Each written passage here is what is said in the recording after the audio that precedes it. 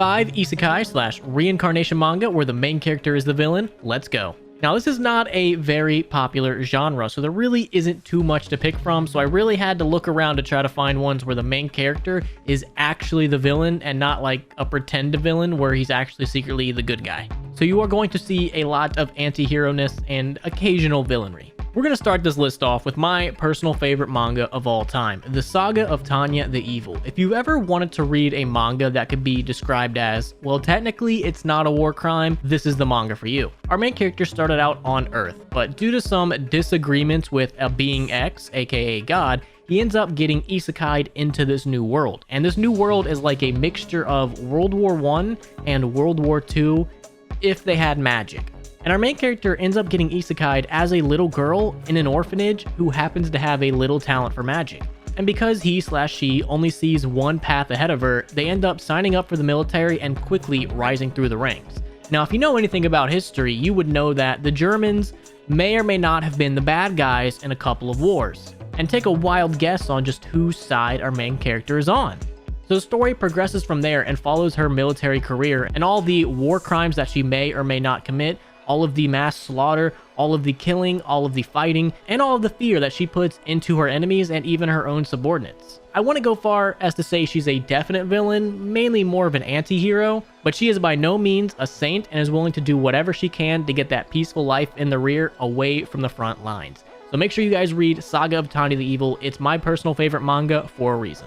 Next up, we have Isekai Apocalypse. The conquest of the world starts with the civilization of ruin. Our main character gets reincarnated as an evil god. In his previous world, he was constantly sick and ended up dying at a very young age. And when he got reincarnated into one of his favorite games, Eternal Nations. And he was so good at this game, he was known as one of the best. And when he gets reincarnated into this game, he gets reincarnated as one of his favorite evil-aligned civilizations. And when he gets reincarnated, one of his special hero units happens to be right there in front of him, and she remembers everything. All the times he used to play the game, she has memories of everything and all of those moments. So knowing that this is his second chance to start anew in a new world from his favorite game, they decide to team up and create their own kingdom. Now, like I said, his kingdom is an evil-aligned civilization, so, you know, he kind of falls in the evil category.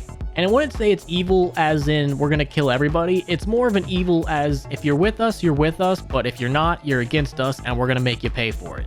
So they end up like kind of adopting this dark elf tribe, and those dark elves come to be the main people of this civilization as they try to branch out. And one cool thing about it is everybody sees him as this like manifestation of evil. They all see him as this demonic entity that just immediately puts fear into everybody's hearts. We see him as he would see himself, but everybody else sees him as this terrible entity. And as the story progresses, he ends up building his kingdom more and more, and he comes across other kingdoms and ends up dealing with them. So if you really like world building and things like that, this is an excellent isekai that I would definitely recommend. The story is amazing, there's cute elves, and there's lots of good fight scenes. What more do you want?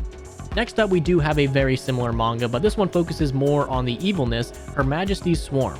We have talked about this in the past, and we just have to bring it up again because it's so good, but also because it fits both categories. It's a female main character and an evil-aligned female main character. Our main character is a college student who ends up getting isekai'd into her favorite video game, and she ends up playing as her favorite evil-aligned faction, Arachnia.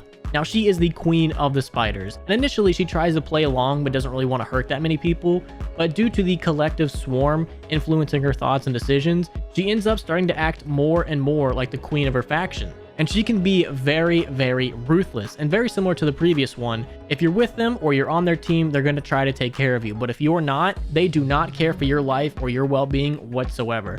There are tons of moments in this manga where they just ravish entire towns and do not care who's in it.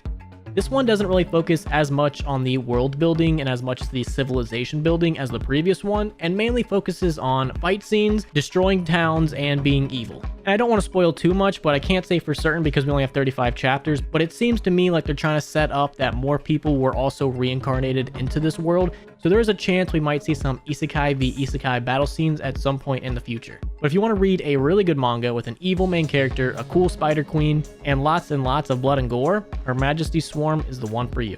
The Executed Sage, who is reincarnated as a Lich and started an all-out war, is an amazing manga. The main character and his love interest were the hero of their time, but once their mission was done, the very same kingdom that they were trying to protect ended up turning their backs on them and betraying them and killing them. They were thrown into the Valley of the Dead and left to die.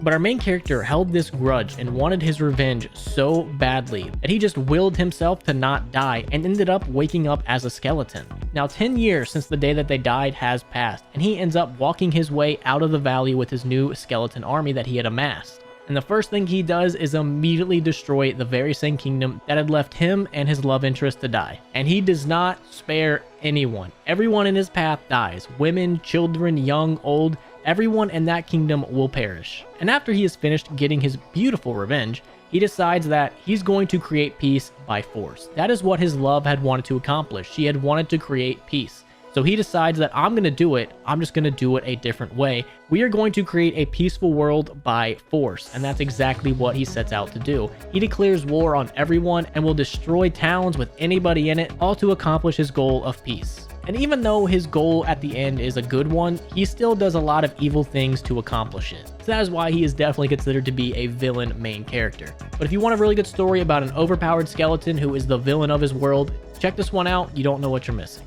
The last manga I have for you guys is Oversummoned, Overpowered, and Over It. This manga is like anti-hero to the max. Usually in anti-hero stories, the main character ends up becoming the hero. Well, that's not the case in this one. The best way to describe the main character is pride, greed, being selfish without a care in the world, and prioritizing one's interest to the point of being crazy. He does not care about anybody but himself. He is not willing to help anybody else unless it somehow advantages him. The story starts off with our main character getting summoned over and over and over again to new worlds. And with every new world he gets summoned to, he gets more powers, but also becomes less and less human, and to the point where he is literally a vampire. And in the last world he gets summoned to, the one he ends up staying in, he is very, very overpowered in this new world at night. During the day, that is when he takes a penalty from the sun god for being a vampire, and all of his power is reduced by 90%. But at night, that is when he can use all of his powers and all of his abilities to the fullest extent. And throughout the entire story so far, he kind of just plays along and does whatever he wants, learns more about the world that he's in, tries to level up his ability and get more and more knowledge. And through like the first kind of half of the story, he's kind of just laying low, not really doing much, but towards the more recent chapters, that's when his severe anti-hero slash villainous comes into play. There are a lot of people that die, and some of them are innocent bystanders that probably shouldn't have died, but he kills them nonetheless. So if you want to read a very interesting story about getting summoned multiple times and becoming extremely overpowered at night, and having an actual anti-hero that doesn't just eventually become a hero, this is a good story. He is definitely by no means the villain of the story, but he is definitely willing to cross the line into evil if it furthers his objectives. So make sure to check this one out. It is very, very good. It gets updated pretty frequently, and I guarantee you'll enjoy it. So like I said, this genre isn't really that popular, and it's really, really hard to find anything where the main character isn't the good guy, but there are a couple other ones that I have previously talked about where the main character is either an anti-hero or a villain. You have Dark Massacre of a Vengeful Hero, where the main character gets betrayed and ends up going on a complete and utter massacre of everybody that betrayed him. You have Ubel Blatt, which is personally one of my favorite mangas of all time. This one also deals with reincarnation and betrayal, and this one's more of an anti-hero. You also have Overlord. If you haven't heard of Overlord, what are you doing? And there's also Nidome no Yusha, also about a hero who gets betrayed and comes back for his revenge, and this one is an anti-hero one and has also been on a long hiatus, so read it if you want, but there's not that many chapters. So hopefully this video helped. Like I said, this genre is definitely not that popular, and it is very, very hard to find isekais where the main character is the villain. But hopefully you guys found something new to read, and if you guys did, make sure to hit that like button, subscribe, and hit that bell notification, and I will see you in the next video.